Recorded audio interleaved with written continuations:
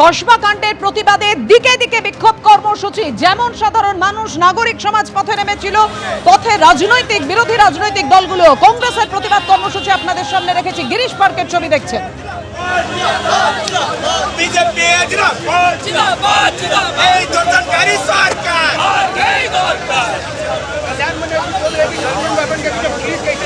CPIM এর ছাত্র সংগঠন তারাও বিক্ষোভ দেখাচ্ছে কসবা কাণ্ডের প্রতিবাদে কসবা থানার সামনে।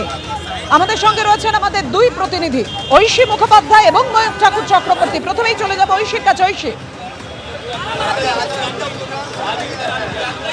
দেখো এই মুহূর্তে গিরিশ পার্কের যে মোড়, সেই মোড় একটু আগেই কিন্তু অবরুদ্ধ করে টায়ার জ্বালিয়ে বিক্ষোভ প্রদর্শন করেছে বিজেপির কিষাণ মোর্চা এবং উত্তর কলকাতা জেলা বিজেপির পক্ষ থেকে কিন্তু আজকে বিক্ষোভ প্রদর্শন করা হচ্ছে।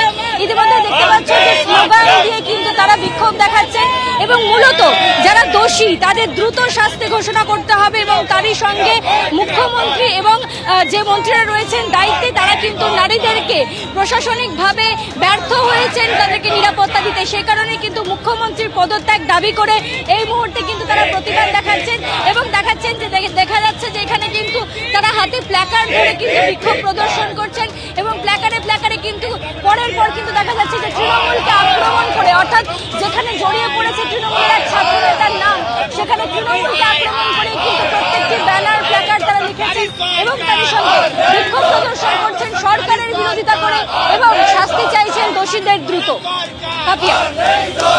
ঐশী, তুমি আমাদের সঙ্গে থাকো।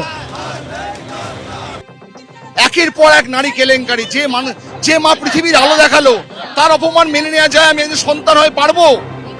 পচা আলুর সঙ্গে তুলনা করছে মানুষ।